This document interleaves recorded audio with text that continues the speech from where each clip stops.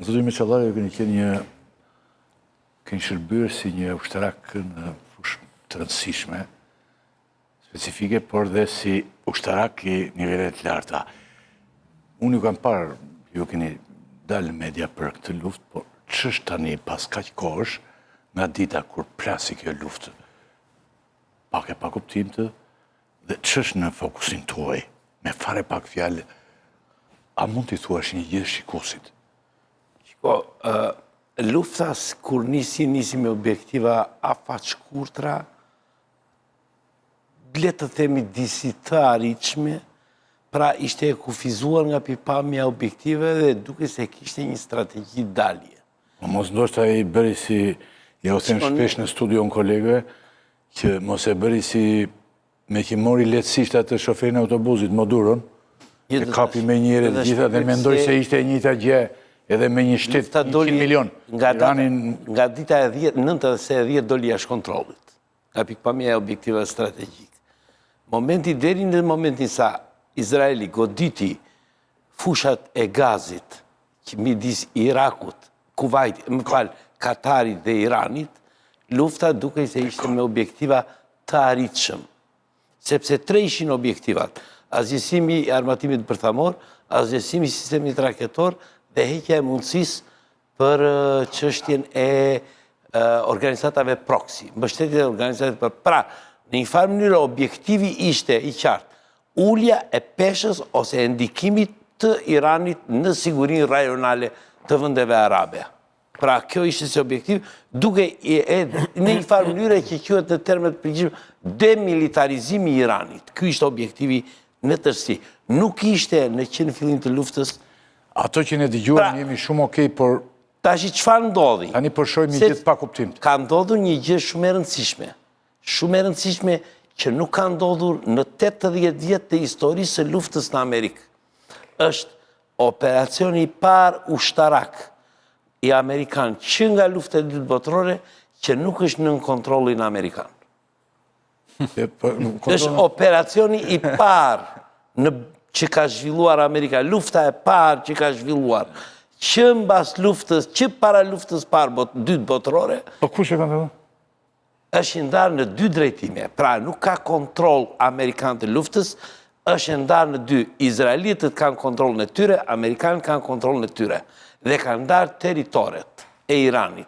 Pjesa veriore është në komanda, ose komanda që organizon goditje në veri është Izraeli, dhe komanda në jug është Amerika, por ato nuk kanë një komandë të unifikuar.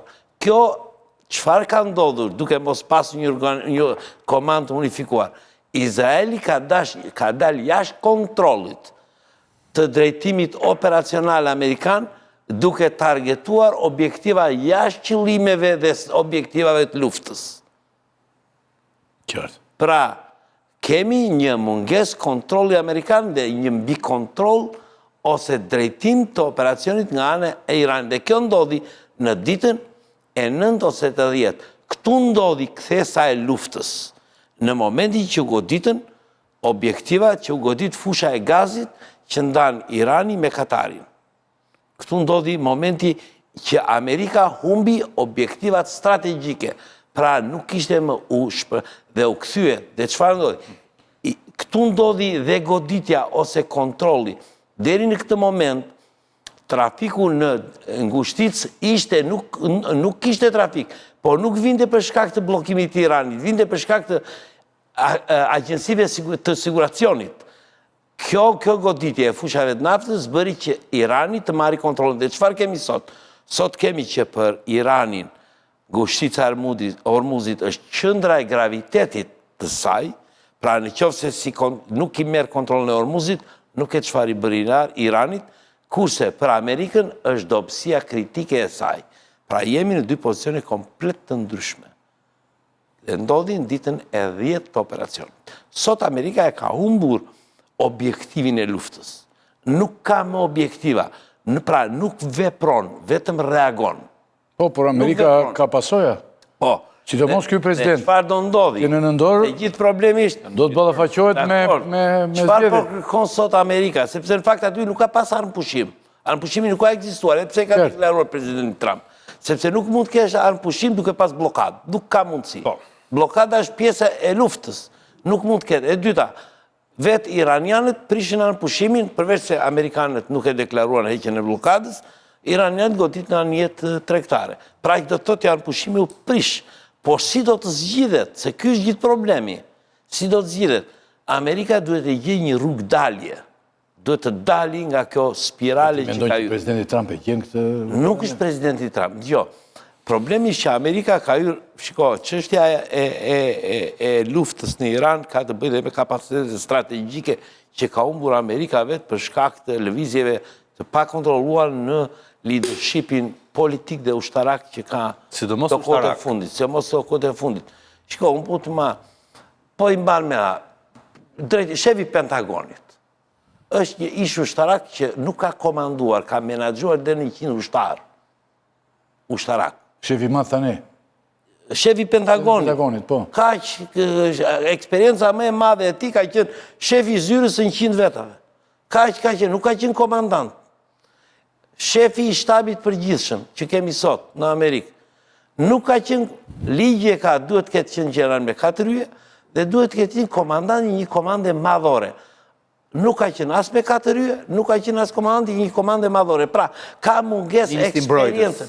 Jo, shefi i shtabit. Po, edhe ministri i mbrojtjes. Pra, profesioni është gazetar. Të dy kanë mungesë kapacitete strategjike në mënyrë të menduarit. Dhe ti thua nuk e o kompenson këtë presidenti Trump? Shiko, presidenti Trump është i zgjedhur. I zgjedhuri është i zgjedhur dhe nuk e çaj bën.